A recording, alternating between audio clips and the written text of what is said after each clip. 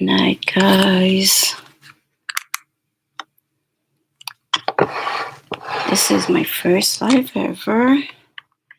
But before I start, I have a disclaimer just because this is all about my own experience that I'm willing to share about pulmonary embolism, guys. It's a serious thing. And basically, I was trying to fix my camera because of the glare. This is all about my own experiences, nobody else's. Everything that I'm saying here is my personal experience. So this happened approximately 8 years ago. Traveling to China after a 12-hour shift, we took a flight to, what could I say? I'm still trying to figure out this flight. Took a flight to Dubai. We were traveling to, I believe, Japan for a 14-night cruise.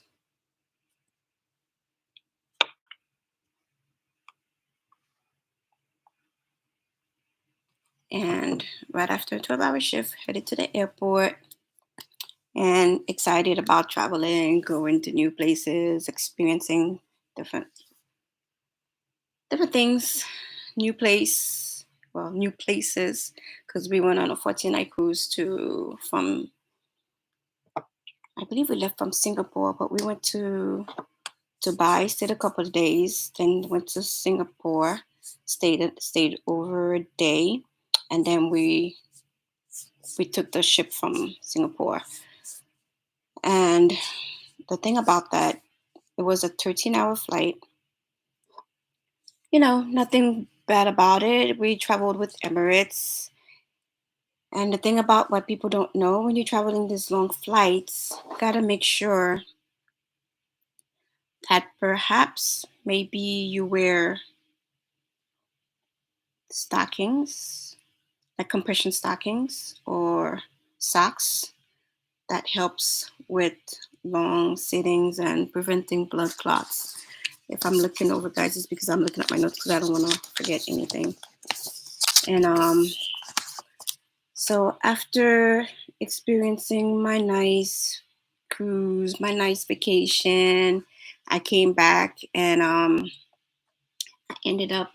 suffer from bad migraines, which they diagnose as complex migraines. And sometimes what happens with that, I end up feeling like one side, especially the left side of my body, feels kind of numb.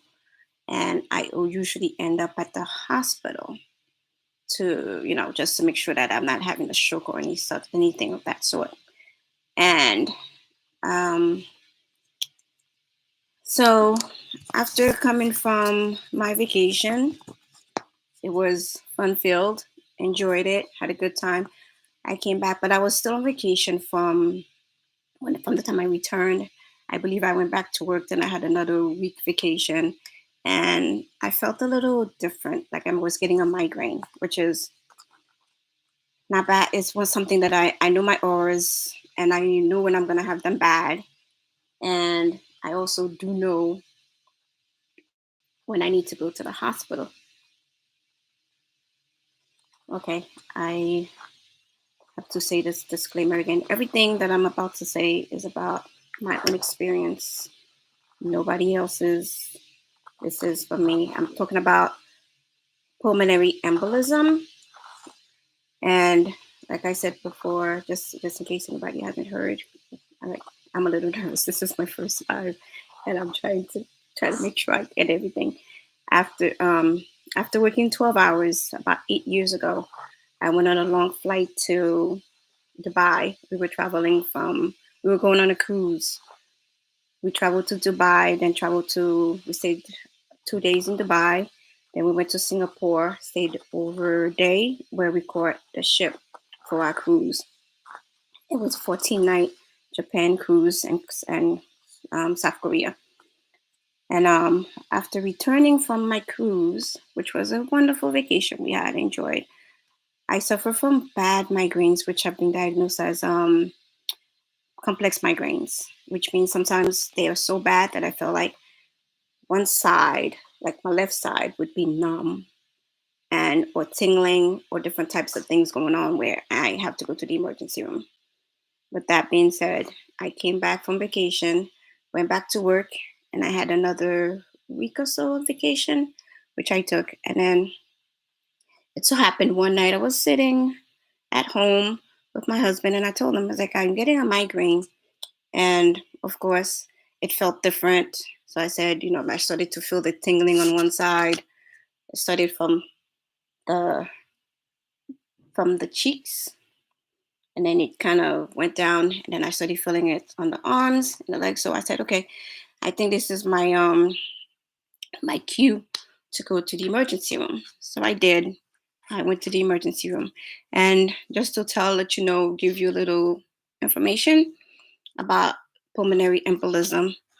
It's basically a clot that starts from the leg and that may travel to your lungs. That's dislodged and travels to the lungs and causes a pulmonary embolism. It's something that's rare. Not well, it's rare, but it happens a lot with long periods of sitting, not moving, and that kind of stuff. Um, so it's recommended as you travel long periods that you actually, do get up, walk around. And sometimes what helps also is if by any chance you have access to the lounges, go to the lounge, get yourself a nice, drink. Alcohol helps. I'm not saying, get stupor, but alcohol helps because it's a diuretic, which means it's going to help you to get up and go to the bathroom, so to speak. But anyway, ended up at the hospital. I told my doctor that I'm getting migraines. They gave me my cocktail, which is, the treatment for the migraine and stuff like that. So I know what that is. That happened. And I told her a little later that I just felt different. Something's not right. And basically, she said, well, you don't have any classic signs of anything else like pulmonary embolism, which is and I did mention that I just came from a long flight, which is, I think the total hour of the flight coming back was longer than when we were going because we stopped in Dubai for after the 13 hours we were in Dubai, then we traveled I believe Singapore was less than 4 hours, so that wasn't so bad. But coming back, we did, I believe our flight was 17 hours. So after, I did mention that to her that I came back from a flight 17 hours, whatever might have you. But she then mentioned, oh, you don't have any of the classic signs of a pulmonary embolism. I said, well, okay, but something feels different. And I told her, try to be fun. Well, knowing myself and knowing that sometimes, everybody is different. Not everything that you think is classic about one person or classic about the medical field or the medical terms or classic to everybody. So I told her, ma'am, there's nothing classic about me. I just feel that something is different. And after drawing more than 5 vials of blood, there's a test that they can do, which is part of a D dimer that they could send. And I asked her about it. I said, well, could you send the D dimer? And what she said, well, we don't have the classic signs. And I was, okay. She said, well, I'm going to discharge you and you'll just have to follow up with your doctor. And I'm looking at her, I'm like, discharge me? After I just mentioned to you that I just had a 15-hour flight, 17-hour flight, sorry. And I'm feeling kind of different. Yes, I do. I came in for migraines, but I'm feeling kind of different. Is there anything that that you can do about it? No, she didn't say anything. So I wasn't determined to go. I was in the emergency room for over 5 hours at this time, and I went overnight. So it's already like 5 o'clock in the morning. And I'm looking at her, I'm like, I'm not going anywhere. The nurse comes to me, she tells me she's discharging me. I was like, I'm not ready to go home because, and I explained to the nurse, I said, well, something just feels different. The doctor comes back, she looks at me, she goes, oh, okay. I sent for the, for the D dimer for, you know. So I was like, okay, fine. As I'm sitting there, guys, I'm laying there, guys. They finally decided, okay, they're gonna give me breakfast. They gave me something. I was like, okay, fine. I had breakfast, and I'm just finishing to eat. I'm just finishing breakfast, and then I see the nurse coming to my right, and the CT, or the CT guy to my left with this, with coming, and they're fighting it. They're fighting amongst each other to see who's gonna grab me first. The nurse says, well, let me give her the medication, her medication first, which is, I believe at that time was Lovenox, which is one of the medications they give you when you have a pulmonary embolism, which is part of the treatment. And finally, she gives it to me, and he takes me to do the CT scan. Guys, after I came back, I was laying there. I was waiting to hear what the, the results was. I never heard from the doctor again. The nurse comes back to me. She tells me, "Okay, you're getting admitted." I was like, "Oh, okay. What's going on?" She's like, "Well, I figured at that point is because the test was positive that I probably do have a pulmonary embolism." But to say, it was a long night. I was admitted by 10 o'clock. They got me a room and waited, never saw the doctor. The nurses came, they did their things, gave me my medications, no problem. Finally, I think about 11 o'clock p.m. No, it was a little earlier than that, 9 p.m. The NP came to see me. And I was like, she's like, how's everything? This, that, and the other. I was like, I'm feeling okay, nothing weird, but I just knew that something was different, and that, this is what it is. But I didn't have, like I said, any of the classic signs of a pulmonary embolism, which let me try to share with you guys what some of the symptoms can be when you have a pulmonary embolism. And like I said, it's a clot that travels from the legs and goes to the lungs, and gets into your lungs and causes issues with that. It could be shortness of breath, chest pain, dizziness, and rapid or irregular heartbeat, excessive sweating, may fever, leg pain, clammy, discolored skin, or cyanosis.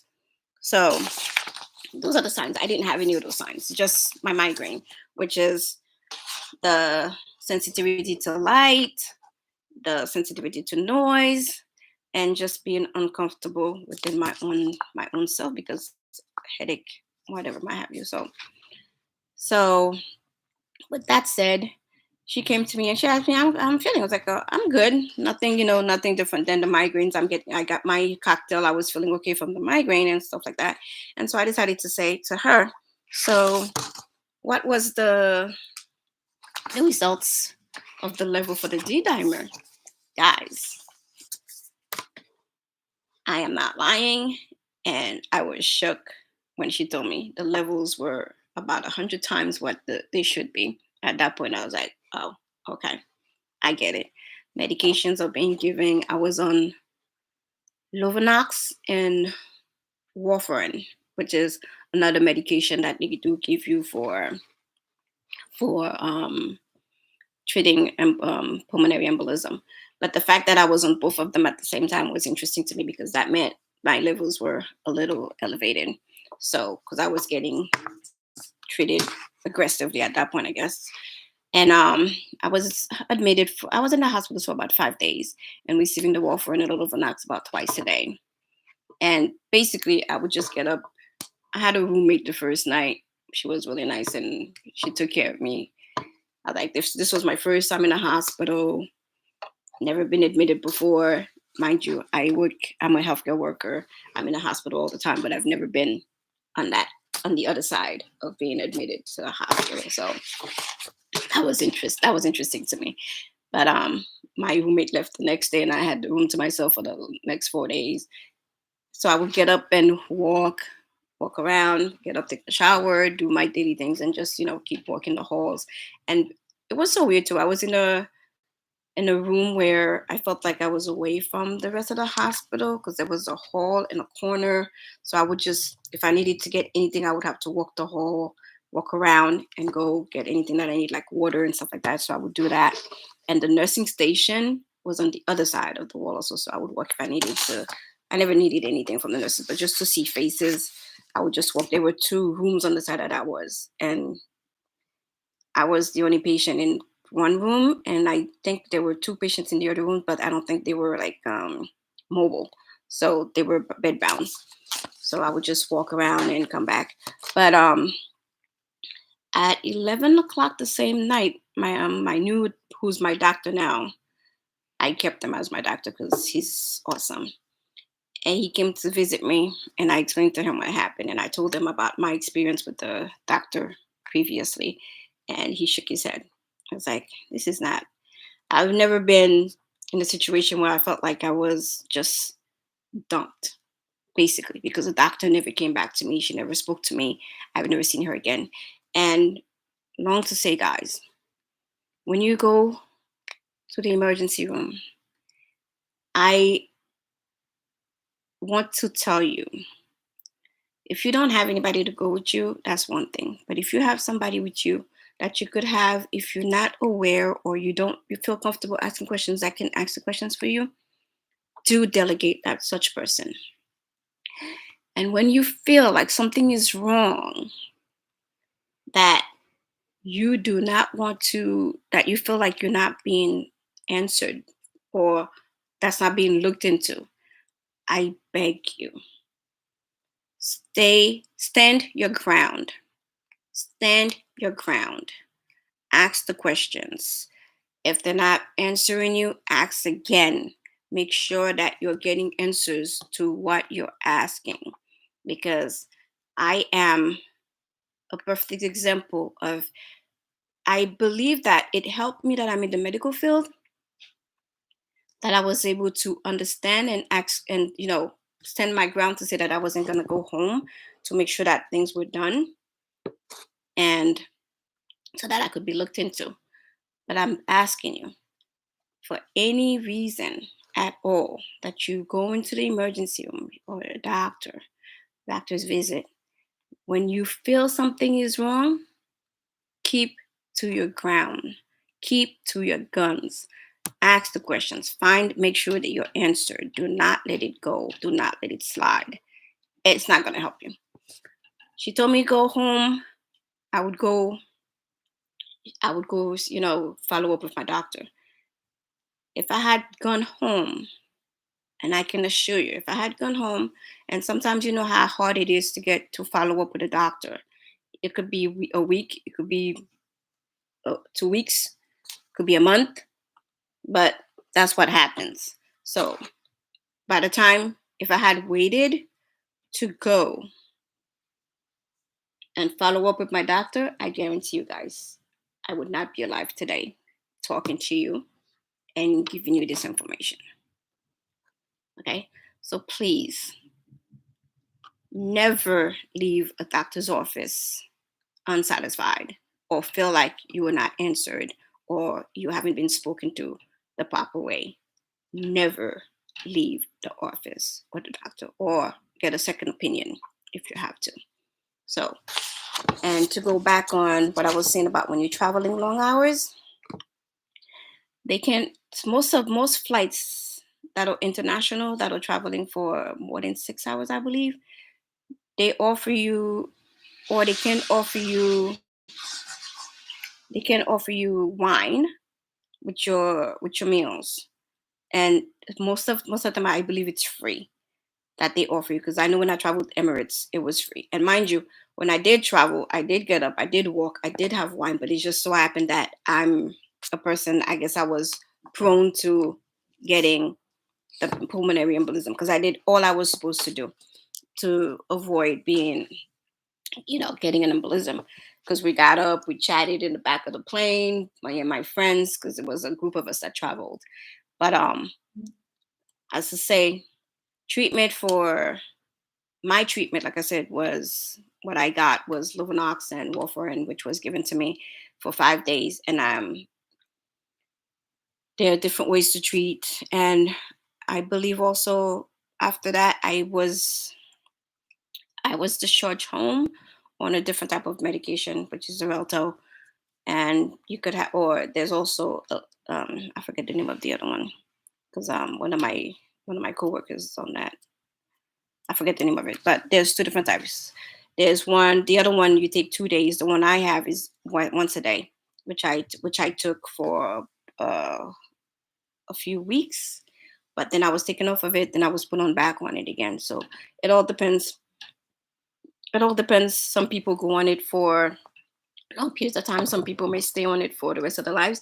Me, I'm on it as my doctor sees fit because I basically go on appointments every, what is it, 3 to 6 months, check my levels to make sure. And as I travel, there are things that he does that he if I'm traveling, I let him know. If I'm traveling long periods, that changes my regimen also. So there are things that can be done. So the treatment for the to avoid pulmonary embolism, guys, when you're traveling, I have a few things to show you. If you have any questions, please ask, put the post them and I'll get to them. But there's such thing as, these are called compression socks. Okay. I've traveled with this on. Okay. I don't particularly prefer the socks. I wear these for work mostly because I don't care for stockings. But when I travel, though I don't care for stockings, if anything, after the live I could probably post some links to some of these things. I use this. This is a compression stocking, and I'll show you what it looks like. I feel more comfortable with the compression stockings just because it covers up to your abdomen. So basically it covers your whole, it covers you. I believe, to me, when you're going on a long flight, is the best because when I get to where I'm going and I remove it, I could tell you I feel like I was held compressed than what it's supposed to do for me. So it's a good thing. And it's something that is very important to look into because pulmonary embolism can also result in heart issues and death if not, taken care of. So this is my experience, as I said, and glad that I was adamant to myself and truth, kind of like stuck to my guns to speak to my doctor and not go home that day. Because had I gone home, I definitely believe that I would not be here today to have this conversation with you guys. And I believe, like I said, it took me a while to do this because I feel like I travel a lot. It's one of my passions. I felt like since I've had the experience that I should probably share it. Maybe somebody out there that it could help, that should look into it, that at some point you'll know better, especially when you're traveling long hours. And even at work, guys, if you do sit for long periods of time, just get up and walk. This here, the Apple Watch, that stand notion notification, every hour it tells you to stand for a minute. It's awesome. When that comes on, I get up, I go for a walk. It could be more than a minute. I just walk around the unit. Okay, at home, the same thing. If I'm busy doing something and I'm sitting for long periods of time, I'll get up and walk. Just get up, walk, move. When you get a chance, exercise, move around. So do yourself that favor. Walk, do the things that you need to do to prevent yourself from getting a pulmonary embolism. And when you do travel long periods of time, if it's offered, or if you access to the lounge, any lounges that you have access to that you could go, have yourself a glass of wine before your flight. And while in flight, if it's offered, take yourself a glass of wine. Or, well, I don't do, I won't say, I don't think I would say hard liquor or anything, but I don't do beer. So if beer is your thing, that could be, it's the same, about the same. Just make sure you do, because it'll still get you to get up to go use the bathroom and get you to move, which is what you need to do. So do get up, do walk. If you're sitting, if you're working for long periods of time, and if you're traveling for long periods of time, do get up. And I know that it's allowed that you can get up and walk around when you're traveling. You're allowed to get up, if as long as there's no turbulences, or the seatbelt sign is not on. You can get up, walk around. Because, like I said, we were chatting up in the back, they were actually on Emirates, the flight we took. There were two areas. There was one in the middle, one in the back, where you could go. They had snacks set up for us. We would go, me and my coworkers that traveled together, my friends. We would go every now and then, just stand up, chat. They had snacks like chocolates and stuff like that. That you could just, cookies that you could just, while you're standing there, chatting, that you could help yourself to, drinks and stuff like that, beverages, I should say, beverages. But they would come around and they would offer you, you were offered, I believe it's, we were allowed, I think, 3 servings of wine for that flight. I don't think they just give you whatever amount you want throughout the whole thing, but whichever way it is, you're offered. And if you're offered, and if you drink, take it. But if you do not drink, I'd say get up, walk, and do it often. On a 13-hour flight, I'd say do it as often as you can if you're not sleeping. But I would say if you're in a business class or first class, more of these people, you get more option to lay down. So you probably don't have to get up as often, because you can lay down or what might have you. But if you do kind of like get, like, economy class like we do, or economic plus, or whichever they do, the legs go up a little more on the those long hour flights, those extended hours of flights, when you're going overseas and whatnot, international flights. The legs go up a little more, but not all as the domestic flight. So, but you do need to get pressure off your bottom area as you're sitting, because that's what causes clots to form, sitting for long periods of time, and your legs being in that position where it's compressed and there's not a lot of circulation happening.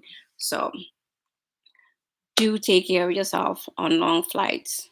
Get up. Like I said, if you have access to the lounges, go get yourself a drink before the flight, and do throughout the flight a couple of times. Enjoy your meals, enjoy your flights, and prepare yourself for your long haul. And if you do come home and you do feel different, you feel something different, no matter what it is, do look into it. Don't overlook it, and don't think it's nothing, or just let it go in the back of your mind and not do anything about it. Do look into it. Do go to the doctor. Let them check you out and see what's wrong, so that at least you could have peace of mind. And basically, just take care of yourself, because that was a long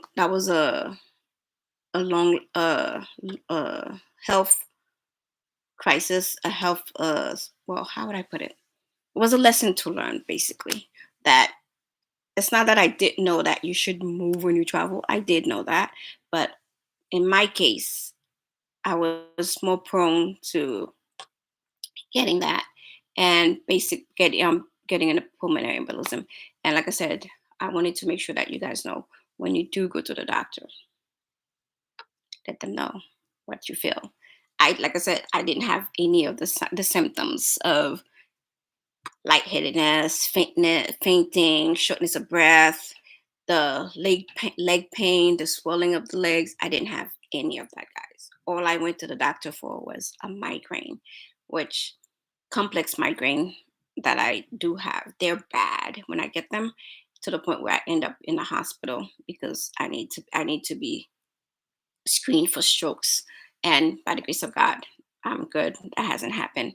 So I'm asking, pleading with everybody on that's watching this and whomever this can help. When you're traveling for long periods of time, do get up, do walk. If you do drink, get your glass of wine if it's offered, because like I said, on a lot of the long flights, I know it's offered. Maybe not all, but I know American Airlines has offered it, Delta has offered it, Emirates has offered it. I don't know if they still do, but I know as I've traveled with them in the past, they have. And like I said, this happened to me 8 years ago. It has not stopped me from traveling, but when I do have to travel long periods, I do see my doctor and I do let him know that I'm traveling, so that if there's anything else I can do um, to help with the flight. And one of the things I do that he okayed for me, like I said, this is my experience.